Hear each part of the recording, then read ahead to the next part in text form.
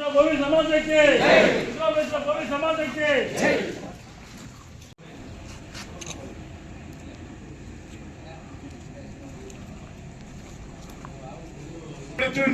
ಜನಾಂಗದವ್ರನ್ನ ನೋಡಕ್ಕೆ ಬರ್ತಾ ಇದ್ದಾರೆ. ಆಮೇಲೆ 5ನೇ ತಾರೀಕು ಕೋಲಾರಲ್ಲಿ ಒಂದು ಬೃಹತ್ತಾಕಾರವಾದ ಸಭೆ ಸಿದ್ದರಾಮೇಶ್ವರನ ಜಯಂತಿ ನಡೆಸಬೇಕು ಅಂತ ಎಲ್ಲ ಡಿಸ್ಟ್ರಿಕ್ಟಿನ ಕುರುಬಾಂಧವರೆಲ್ಲ ಸೇರಿ ನಿರ್ಣಯ ಮಾಡಿದ್ದಾರೆ. ಅದನ್ನು ನಾವು ಆರ್ಗನೈಸ್ ಮಾಡೋಕ್ಕೆ ಬಂದಿದ್ದೀವಿ. ಇಲ್ಲಿ ಏನು ಸಣ್ಣ ಪುಟ್ಟ ನಮ್ಮವ್ರನ್ನೆಲ್ಲ ಕರೆಸಿ ಮಾತಾಡಿ ಅವರಲ್ಲಿ ಏನಾದರೂ ಭಿನ್ನಾಭಿಪ್ರಾಯವನ್ನು ಒಂದು ಮಾಡಿ ಕಾರ್ಯಕ್ರಮವನ್ನು ಯಶಸ್ವಿಗೊಳಿಸ್ಬೇಕಂತ ಎಲ್ಲರನ್ನೂ ನಾವು ಪ್ರಚಾರ ಮಾಡಿಕೊಂಡು ಎಲ್ಲರನ್ನೂ ಸಮಾಧಾನ ಮಾಡಿಕೊಂಡು ಬನ್ನಕ್ಕೆ ಸೇರಿದ್ದೀವಿ. ಇದು ಸ್ವಾಮೀಜಿಯವ್ರು ಬಂದಾಗ್ತಾರೆ. 5ನೇ ತಾರೀಕು ಬೃಹತ್ ಸಮಾವೇಶಕ್ಕೆ ಕೋಲಾರ ಎಲ್ಲರೂ ಸೇರ್ಕೊಳ್ತಾರೆ. ನಾವು ಒಂದು 10,000 ಜನ ಸೇರ್ತೀವಿ. 25,000 ಮೇಲೆ ಮಾಡಬೇಕಂತ ನಮ್ಮ ಗುರಿ ಇರೋದು. ಒಂದು 20,000 ಸುಮಾರು 20,000 ಮೇಲ್ಪಟ್ಟು 20,000 ಮೇಲ್ಪಟ್ಟು ಎಲ್ಲ ಪೂರ್ತಿ ಜಿಲ್ಲೆಯಿಂದ ಎಲ್ಲ ಬರ್ತಾರೆ. ನಮ್ಮ ಮುಖಂಡರೆಲ್ಲ ಸೇರಿ ಮಾದೇಪುರದಲ್ಲಿ ಸ್ಟಾರ್ಟ್ ಮಾಡಿ ಪ್ರಾರಂಭ ಮಾಡಿ ಮಾತಾಡೋಣ ಅಂತಂದ್ರು. ಏನು ಈ ತಾಲೂಕಲ್ಲಿ ಸಣ್ಣ ಪುಟ್ಟ ಗೊಂದಲಗಳಿತ್ತು, ಅದನ್ನು ಬಗೆಹರಿಸ್ಕೊಂಡು ಎಲ್ಲರೂ ಒಳಗಟ್ಟಾಗಿ ಹೋಗೋಣ ಅಂದ್ರೆ ನಾನು ಅದಕ್ಕೆ ನಮ್ಮ ಮುಖಂಡರಿಗೆ ತಲುಪಾಗಿ ನೀವೇನು ಹೇಳ್ತೀರೋ ಅದಕ್ಕೆ ನಾವು ತಲುಪಾಗ್ತೀವಿ ಅಂತ ಹೇಳಿದ್ದೀವಿ. ಇಲ್ಲಿಂದ ಎಲ್ಲರೂ ಒಟ್ಟಿಗೆ ಮಾತಾಡಿಕೊಂಡು ನಾನು 14ನೇ ತಾರೀಕು ಸ್ವಾಮೀಜಿ ಮಾಡ್ತಾರೆ. ಸ್ವಾಮೀಜಿ ಮುಖಾಂತರ ಎಲ್ಲ ಅಲ್ಲಿಗೆ ಹೋಗಿ ಎಲ್ಲ ಸಮಾಜವನ್ನು ಆರ್ಗನೈಸ್ ಮಾಡಿ ಅದ್ರ ಮುಖಾಂತರ ನಾವು ಬೃಹತ್ ಸಮಾವೇಶ ಮಾಡಿ ಸುಮಾರು 25,000 ಮೇಲೆ ಜನವನ್ನು ಸೇರಿಸಿ ಜಿಲ್ಲೆಯಲ್ಲಿ ಆರ್ಗನೈಸ್ ಮಾಡಿ ನಮ್ಮ ಶಕ್ತಿ ಪ್ರದರ್ಶನ ಮಾಡಬೇಕು ಭವ್ಯ ಸಮಾಜದ ಅಂತೇಳಿ ನಾವು ತೀರ್ಮಾನಕ್ಕೆ ಬಂದಿದ್ದೀವಿ. ಮುಖಂಡರೆಲ್ಲ ಎಲ್ಲ ತಾಲೂಕು ಆಗಿದೆ. ಕೆಜಿಎಫ್ ತಾಲೂಕು ಪೆಂಡಿಂಗ್ ಸತತ 10 ದಿವಸ ಇಲ್ಲೇ ಈ ಜಿಲ್ಲೆ ಪ್ರವಾಸ ಮಾಡಿ ಆರ್ಗನೈಸ್ ಮಾಡ್ತಾ ಇದ್ದಾರೆ ಸಮಾಜವನ್ನು. ಸಮಾವೇಶಕ್ಕೆ ಎಲ್ಲರೂ ಮುಖಂಡರು ಬಂದಿದ್ದಕ್ಕೆ ತುಂಬ ಧನ್ಯವಾದಗಳು. ಎಲ್ಲರೂ ಸೇರಿ ಮಾದೇಪುರ ಗ್ರಾಮದಲ್ಲಿ ಏನೋ ಸಣ್ಣ ಭಿನ್ನಾಭಿಪ್ರಾಯಗಳಿದೆ ಮಾತಾಡೋಕ್ಕೋಸ್ಕರ ಬಂದಿರಿ. ತಮ್ಮೆಲ್ಲರಿಗೂ ನಾನು ಶಿವವಾಗಿ ನಮಸ್ಕರಿಸ್ತೀನಿ. ತಾವೆಲ್ಲರೂ ಬಂದಿದ್ರೆ ಒಗ್ಗಟ್ಟಾಗಿ ಹೋಗೋಣ ಅಂತ ನಾನು ಈಗಲೂ ಹೇಳ್ತಾ ಇದ್ದೀನಿ. ನೀವೆಲ್ಲರೂ ಏನು ನಿರ್ಧಾರ ತಗೊತೀರೋ ಅದಕ್ಕೆ ನಾನು ಏನು ಸಹಕಾರ ಬೇಕೋ ಮಾಡ್ತೀನಿ. ನನ್ನಿಂದ ಹೆಚ್ಚಿನ ನೀವೆಲ್ಲ ಈಗ ವೆಂಕಟೇಶನವರು, ನಮ್ಮ ಶ್ರೀಕೃಷ್ಣನವರು, ನಾರಾಯಣನವರು ಏನು ಹೇಳಿದ್ರು, ನಮ್ಗೆ ಹೆಚ್ಚಿನ ಜನ ಬಂದ್ರೇ ಇಲ್ಲಿ ಕೋಲಾರಲ್ಲಿ ಸಕ್ಸಸ್ ಆಗೋಕ್ಕೆ ಅಂದ್ರೆ ನನ್ನ ಕಡೆಯಿಂದ ಒಂದು 5,000 ಜನನ ಆರ್ಗನೈಸ್ ಮಾಡಿಕೊಡ್ತೀನಿ. ನಮ್ಮ ಸಮಾಜದ ಜನನೇ 5,000 ಜನ ವ್ಯವಸ್ಥೆ ವೆಹಿಕಲ್ ಎಲ್ಲ ರೆಡಿ ಮಾಡಿ 5,000 ಜನವನ್ನು ನನ್ನ ವೈಯಕ್ತಿಕವಾಗಿ ನಾನು ರೆಡಿ ಮಾಡ್ಕೊಡ್ತೀನಿ. ನಿಮ್ಮ ಪ್ರಯತ್ನಗಳೇನಿದೆ ನೀವು ಮಾಡಿರಿ, ಅದಕ್ಕೂ ನನ್ನ ಸಹಕಾರ ಇರ್ತದೆ. ನೀವು ಇಂಥ ಕಡೆ ಆರ್ಗನೈಸ್ ಮಾಡಿ ಓಡೋಣ ಅಂತಂದರೆ ನಾನು ಬೇತ್ಮಂಗ್ಲಾಗಲಿ ನೀವೆಲ್ಲಿ ಇದು ಮಾಡ್ತೀರಾ ಅಲ್ಲಿಗೆ ನನ್ನ ಎಲ್ಲ ವೆಹಿಕಲ್ಗಳನ್ನು ನಾನು ಅರೇಂಜ್ ಮಾಡಿಸ್ಬಿಟ್ಟು ಇಂಥ ಕಡೆಗೆ ನಾನು ಇದು ಮಾಡಿಸಿದ್ದೀನಿ ಆರ್ಗನೈಸ್ ಅಂತ ಹೇಳ್ತೀನಿ. ಅಲ್ಲಿಂದ ಮುಂದುವರ್ಸ್ಕೊಂಡು ಹೋಗೋಣ ತಾಲೂಕು ಕಡೆಗೆ. ಎಲ್ಲ ಸ್ವಾಮಿ ಜಿಲ್ಲೆ ಮಕ್ಕಳೇರನ್ನು ಫೋನ್ చేస్తారు. ಇಲ್ಲ ಜಿಲ್ಲೆ ಕೋಲಾರ ಜಿಲ್ಲೆ ಒಳ್ಳೆ ಇತಿಹಾಸನ ಕೊಟ್ಟಿರ್ತಕ್ಕಂಥ ಜಿಲ್ಲೆ ಈ ದೇಶಕ್ಕೆ. MLC ವಡ್ರು ಮುನ್ಷಾಮನಿಂದ ಹಿಡಿದು ಜೀವ ಕೃಷ್ಣನಿಂದ ಹಿಡಿದು ಸಿ ಮುನ್ಷಾಮಿಂದ ಒಳ್ಳೆ ವ್ಯಕ್ತಿಗೆ ಕೊಟ್ಟಿರ್ತಕ್ಕಂಥ ಜಿಲ್ಲೆ ಇದು. ಅದೆಲ್ಲ ಮುಖ್ಯಮಂತ್ರಿ ಆಗಿದ್ದು ಈ ಜಿಲ್ಲೆ ನಾವು ನೀವು ಜಯಂತಿ ಮಾಡ್ರಿ, ಜಿಲ್ಲಾ ಮಟ್ಟದಲ್ಲಿ ಮಾಡ್ರಿ ಅಂತ ಫೋನ್ ಮಾಡ್ತಾರೆ ಸಿದ್ದರಾಮೇಶ್ವರ. ಅವಾಗ ನಾವು ನಮಗೆ ಆ ಮಟ್ಟದಲ್ಲಿ సడన్ ఆగి యారు తెలుసుకో అంత మనమంతా ఒగ్గట్టుగా ఒక ప్రోగ్రామ్ చేయాలా. 5వ తారీఖు కోలార్లో ఒక ప్రోగ్రామ్ ನಮ್ಮದೇ ಸಿದ್ದರಾಮೇಶ್ವರ ಜಯಂತಿ ಉತ್ಸವ ಮತ್ತು ಮళ్ళీ ఇది సమావేశం ఎవరిదే మల్లేష్ బాబు ఎంపీ అయినారు, వాళ్ళకు సన్మానం చేయాలా. మంజునాథ్ ప్రసాద్ రిటైర్డ్ అయినారు, వాళ్ళకి సన్మానం చేయాలా. దాని జొట్ల సిద్ధరామేశ్వర జయంతి చేయాలని చెప్పేసి అందరూ చేరిండేది. దీంట్లో యావదే మనస్తాపాలు లేకుండా ప్రతి ఒక్కరు మంది అని మనమంతా ఒకటైతే ఆ ప్రోగ్రామ్ సక్సెస్ అవుతుంది. మనం ఏమన్నా నువ్వు నీకు అయ్యేదని నాకు అయ్యేదని ఉండిపోతే ఆ ప్రోగ్రామ్ సక్సెస్ అయ్యేలా మనం ఎప్పటికీ ఇట్లే ఉంటాం. సో దాని నుంచి అందరూ చేరుకొని ఒకరికొకరు ఊరికి అందరూ బాగాలే మాకు చెప్పలేము మీకు చెప్పలేము వదిలేసి వాళ్ళంతా స్వయాజితంగా తలాగా 10 మనిషి వాళ్ళ ఊర్లో వాళ్ళు గ్యాంగ్ చేస్తే మనం కావాలంటే మనం కేజీఎఫ్ క్షేత్రం నుంచి 10,000 జనాలు పోయేకేమి సత్యంలో 22,000 జనాలు ఉంటారు మన కేజీఎఫ్ క్షేత్రంలో. సో దాంట్లో 10,000 జనాలన్నా మనకు పోతే మనకి ఒక గవర్నమెంట్ ఉంది. డిస్ట్రిక్ట్ వాళ్ళు మనల్ని చూసి భయపడతారు అన్నమాట. ఇవో వీళ్ళు కేజీఎఫ్ వాళ్ళు చాలా దీనిగా ఉంటారప్ప, వాళ్ళు ఏం చెప్పినా పోవాలనేది వాళ్ళకి భయం ఉంటుంది. సో దాని నుంచి దయపెట్టే కొన్ని ప్రోగ్రాంలు అంతా జరిగింది. ఎట్లా జరిగి మీకు అందరికీ తెలిసిన విషయమే. ఈ పొద్దు వాళ్ళు సఫర్ పడుతూ ఉన్నారు.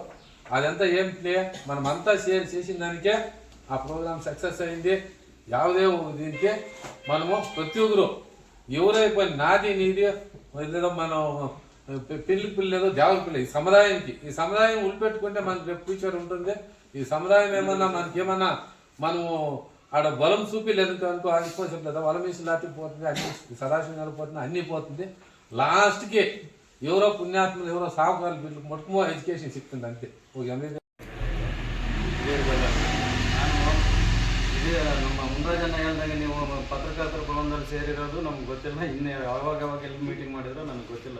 ಲಾಸ್ಟ್ ಟೈಮ್ ನಮ್ಮ ವೆಂಕಟೇಶನ್ನ ಕರೆದು ಬೇತ್ಮಂಗಲದಲ್ಲಿ ಒಂದು ಸಭೆ ಮಾಡಿದಾಗ ನಾನು ಹೇಳಿದೆ, ರಾಜಕೀಯವಾಗಿ ನಾನು ನಿಲ್ಬೋದು, ಇನ್ನೊಬ್ರು ನಿಲ್ಬೋದು, ಅದು ಬೇರೆ, ಅದು ರಾಜಕೀಯ ಬೇರೆ ಪಕ್ಕಕ್ಕಿಡೋಣ. ಸಮಾಜ ಅಂತ ಬಂದಾಗ ನಾವೆಲ್ಲರೂ ತಲೆಬಾಗಿ ನಡ್ಕೊಳ್ಳೋಣ. ಸಮಾಜಕ್ಕೆ ನಾನು ಏನು ಬೇಕೋ ಸಹಾಯ ಮಾಡೋಕ್ಕೂ ರೆಡಿ ಇದ್ದೀನಿ ಅಂತ ಹೇಳ್ತಾ ಇದ್ದೀನಿ. ಇವತ್ತು ಅದೇ ಮಾತು ಹೇಳ್ತಾ ಇದ್ದೀನಿ. ಸಮಾಜಕ್ಕೆ ನೀವು ಯಾವುದೇ ನಿರ್ಧಾರ ತಗೊಂಡ್ರೆ ಇದೆಲ್ಲ ಸೇರಿ ಅದಕ್ಕೆ ನಾನು ತಲೆಬಾಕು ಬರ್ತೀನಿ. ತಮ್ಮ ಮುಖಾಂತರ ಏನು ಬೇಕು ಸಪೋರ್ಟ್ ಮಾಡೋಂದ್ರೆ ನೀವು ಜನರ ಸಪೋರ್ಟು, ಆರ್ಥಿಕ ಸಪೋರ್ಟು. ನಾನೀಗ ಸದಾಶಿವ ಆಯೋಗದ ಬಗ್ಗೆ ಹೇಳಿದ್ರು, ಇಲ್ಲಿ ಯಾರೂ ಬಂದಿರಲಿಲ್ಲ ಜಿಲ್ಲೆಯಲ್ಲಿ. ನಾವು ಮತ್ತು ಕೆಲವರೇ ಮುಖಂಡರು ಇಲ್ಲಿಂದ ನಾವು ಹೋರಾಟ ಮಾಡಿ ಬೆಂಗಳೂರಲ್ಲಿ ಬೃಹತ್ ಕಾರ್ಯಕ್ರಮ ಮಾಡಬೇಕಾದ್ರೆ ಅದಕ್ಕೆ ಊಟದ ವ್ಯವಸ್ಥೆಯನ್ನು ಮಾಡಿದವನೇ ನಾನು. ಬೇಕಾದ್ರೆ ಮಾಕ್ಲಿ ರವಿಯನ್ನ ಅವ್ರನ್ನ ಕೇಳಿ ನೋಡ್ರಿ, ಫುಲ್ಲು ಸಭೆಗೇ ಊಟದ ವ್ಯವಸ್ಥೆ ಗಾಡಿಗಳಲ್ಲಿ ವ್ಯವಸ್ಥೆ ಮಾಡಿ ಅವತ್ತು 5-6 ಲಕ್ಷದ ಊಟದ ವ್ಯವಸ್ಥೆಯನ್ನು ಮಾಡಿಸಿದ್ದೆ. ಹೋರಾಟಕ್ಕೆ ಈಗ 10 ವರ್ಷದಿಂದ ಮಾಡ್ಕೊಂಡು ಬರ್ತಾ ಇದ್ದೀನಿ. ನಾನು ಸಮಾಜದಲ್ಲಿ ನನಗೊಂದು ಸ್ಥಾನ ಕೊಟ್ಟಿದ್ದಾರೆ, ರಾಷ್ಟ್ರೀಯ ಮಟ್ಟದಲ್ಲಿ ಮಾಡ್ಕೊಂಡು ಬಂದಿದ್ದೀವಿ. ಈಗ ರವಣ್ಯ ಅವ್ರಿಗೂ ರಾತ್ರಿ ತಿಳಿಸಿದ್ವಿ, ಅವರು ಹೇಳಿದ್ರು ಹೋಗಿ ಪಾಲ್ಗೊಂಡು ಸಮಾಜದ ಏಳಿಗೆಗಾಗಿ ಏನು ಬೇಕೋ ಸಹಕರಿಸೋಣ ನಾವೆಲ್ಲರೂ ಸೇರಿ ಅಂತ ಹೇಳಿದರೆ ನಾವು ಬರ್ತೀವಿ ಸಮಾಜಕ್ಕೋಸ್ಕರ. ನೀವು ಯಾರನ್ನು ಸೇರಿಸ್ಬೇಕೋ ಮುಖಂಡರು ಸೇರಿಸ್ರಿ, ಅದಕ್ಕೆ ನಮ್ಮ ಸಹಕಾರನೂ ಇರ್ತದೆ. ಎಲ್ಲರೂ ಮುಂದುವರ್ಸ್ಕೊಂಡು ಮಾಡೋಣ. ನೀವು ಡೇಟ್ ನಿಗದಿ ಮಾಡಿ ನೀವು ಟೈಪ್ ಮಾಡಿ ಅಂತಂದರೆ ನಾನು ಸಹಕಾರ ಮಾಡ್ತೀನಿ. ಸೇರಿರ್ತಕ್ಕಂಥದ್ದು ಏಪ್ರಿಲ್ 5ನೇ ತಾರೀಕು ಸಿದ್ದರಾಮೇಶ್ವರ ಜಯಂತ್ಯೋತ್ಸವದ ಅಂಗವಾಗಿ ಏನು ಇವು ಸ್ವಾಮೀಜಿ ನೇತೃತ್ವದಲ್ಲಿ ಎಲ್ಲ ಸೇರಿ ಇಡೀ ಸಮುದಾಯವನ್ನು ಗಟ್ಟಿ ಮಾಡಲಿಕ್ಕೆ ಈ ಒಂದು ಸಭೆ ಮಾಡ್ತಾ ಇದ್ದಾರೆ. ನಾವು ಸಿ ವಿ ಗೋಪಾಲಣ್ಣವರು ಮೂಡಲ ಸೀಮೆಯಿಂದ ಪ್ರಾರಂಭ ಮಾಡಿದ್ವಿ. ಭಾಳ ಅದ್ಭುತವಾಗಿ, ಭಾಳ ವಿಜೃಂಭಣೆಯಿಂದ ಸ್ವಾಮೀಜಿ ರಿಸೀವ್ ಮಾಡಿಕೊಂಡು, ಸ್ವಾಮೀಜಿಗೆ ಹೆಂಗೆ ರಿಸೀವ್ ಮಾಡಿದ್ರಂದರೆ ಅಲ್ಲಿಗೆ ಹೊಡ್ಕೊಂಡು, ನೀರು ಹಾಕ್ಕೊಂಡು, ಕಳ್ಚಿಗ್ಲೆತ್ಕೊಂಡು ಎಲ್ಲ ಸಿ ವಿ ಗೋಪಾಲಣ್ಣವ್ರ ನೇತೃತ್ವದಲ್ಲಿ ಅದ್ಭುತವಾಗಿ ನಡೀತು. ನಾವು ಅದೇ ದೃಷ್ಟಿಕೋನ ಇಟ್ಕೊಂಡು ಕೆಜಾಪ್ ತಾಲೂಕಲ್ಲಿ ಅದೇ ರೀತಿ ಮಾಡಬೇಕು. ಸ್ವಾಮೀಜಿಯವರು 16ನೇ ತಾರೀಕು ಬರ್ತಾರೆ. ಫಸ್ಟು ಬಂದು ಟಿಕೆಟ್ ಕೊಡ್ತಾರೆ. ಫಸ್ಟು ನಾವು ನಮ್ಮ ಸಮುದಾಯವನ್ನು ಗಟ್ಟಿ ಮಾಡೋಣ. ಗಟ್ಟಿ ಮಾಡಲಿಕ್ಕೆ ಈ ಒಂದು ಸಮಾವೇಶ ಮಾಡ್ತಾ ಇರೋದು. ಈಗ ನಾನು MLA ಆಗಬೇಕಾಗಿಲ್ಲ, ನಾನು ಜಿಲ್ಲಾ ಪಂಚಾಯತ್ ಮೆಂಬರ್ ಆಗಬೇಕಲ್ಲ, ಮುನ್ರಾಜ್ ಆಗಬೇಕಾಗಿಲ್ಲ, ಯಾರು ಆಗಬೇಕಾಗಿರೋರು ತಾವ್ಯಾರೋ ನಮ್ಮ ಸಮುದಾಯದಲ್ಲಿ ಎಲ್ಲ ಪಾರ್ಟಿಯವರಿಗೆ ಕೊಡ್ತಾರೆ. ಹಂಗಾಗಿ ಈ ಸಮಾವೇಶವನ್ನು ದಯವಿಟ್ಟು ನೀವೆಲ್ಲರೂ ಮನೆಯೂ ಸೇರಿ ಸಾವಿರಾರು ಜನ ಬಂದು ಆ ಕಾರ್ಯಕ್ರಮವನ್ನು ಯಶಸ್ವಿ ಮಾಡಿದ್ರೆ ಅದು ಕ್ರೆಡಿಟ್ಟು ನನಗೂ ನಿನಗಲ್ಲ, ಇಡೀ ಬೋವಿ ಸಮುದಾಯದ ನಮ್ಮ ಮಕ್ಕಳ ಭವಿಷ್ಯಕ್ಕೆ. ನಾವು ಇವ್ರಿಗೇನಾದರೂ ತೊಂದರೆ ಮಾಡಿ ಟಿಕೆಟ್ ಕೊಟ್ಟಿಲ್ಲ ಅಂದರೆ ಇವರು ನಿಜವಾಗ್ಲೂ ಇವರು ಶಕ್ತಿವಂತರು, ಇವರೆಲ್ಲ ಒಂದು ಕಡೆ ಸೇರಿದ್ರೆ ಏನೋ ಒಂದು ಮಾಡ್ತಾರೆ ಅಂತಕ್ಕಂಥ ದೃಷ್ಟಿಕೋನ ಎಲ್ಲ ರಾಜಕೀಯ ಪಕ್ಷದಲ್ಲಿ ಇರುತ್ತೆ. ಹಂಗಾಗಿ ನಾವೇನು 5ನೇ ತಾರೀಕು ಏಪ್ರಿಲ್ 5ನೇ ತಾರೀಕು ಆ ಸಮಾವೇಶವನ್ನು ಅದೊಂದು ಕಡೆ ಇದೆ, ನಮ್ಮ ಸಮುದಾಯದ ಒಂದು ಕಡೆ ಸೇರೋಣ. ಸೇರಿಬಿಟ್ಟು ಆ ಸಮಾವೇಶನ ಯಶಸ್ವಿ ಕೊಟ್ಟರೆ ಇಡೀ ನಮ್ಮ ಮಕ್ಕಳ ಭವಿಷ್ಯ, ನಮ್ಮ ಭವಿಷ್ಯ, ಅದ್ಯಾವುದು ಮೀಸಲಾತಿ ವರ್ಗೀಕರಣ ಇದೆಯಲ್ಲ ಅದು ಕೂಡ ಚೀಫ್ ಮಿನಿಸ್ಟ್ರು ವರ್ಗೀಕರಣ ಮಾಡೋಕ್ಕೂ ಕೂಡ ಹಿಂಜರಿತಾರೆ. ಯಾಕಂದರೆ ಇವರು ಒಂದು 10,000 ಜನ ಸೇರಿ ಒಂದು ಸಂದೇಶ ರವಾನ ಮಾಡಿದ್ದಾರೆ ಸರ್ಕಾರಕ್ಕೆ. ಸರ್ಕಾರ ಭಯ ಬೀಳ್ತದೆ, ನಾಳೆ ಅವ್ರು ಬೀದಿಗೆ ಬಂದರೆ ನಮ್ಮ ಪಾರ್ಟಿನ ಸೋರಿಸ್ತಾರೆ. ಈಗಾಗಲೇ ಮೆಸೇಜ್ ಏನಿದೆ ಅಂದರೆ ಕಾಂಗ್ರೆಸ್ಸಲ್ಲಿ ಈ ಕಾಂಗ್ರೆಸ್ ಪ್ರವಾಸ ಒಂದ್ಸಲ ಸ್ವಾಮೀಜಿ ವೆಂಕಟೇಶ್ ಎಲ್ಲ ಸೇರಿ ಮಾತಾಡಿದಾಗ ನಾನು ವಿಚಾರ ಕೂಡ ಮುಗಿಸಿದ್ದೀವಿ. ಅದು 16ನೇ ತಾರೀಕು ಭಾನುವಾರ. ఇది మన ప్రభావం, మన బలము ఈ డిస్టిక్లో చేరుతా చూపిస్తే ఇడీ స్టేట్ మన పక్క తిరిగి చూసి రేపు వచ్చే ಒಳ ಮೀಸಲಾತಿ చేయాలంటా ఉండదు కదా. ఈ వర్గీకరణ ಒಳ ಮೀಸಲಾತಿ మనం చేసేకపోతే మంది రెండు చాడో వచ్చి కడపొచ్చి పడిపోతాం.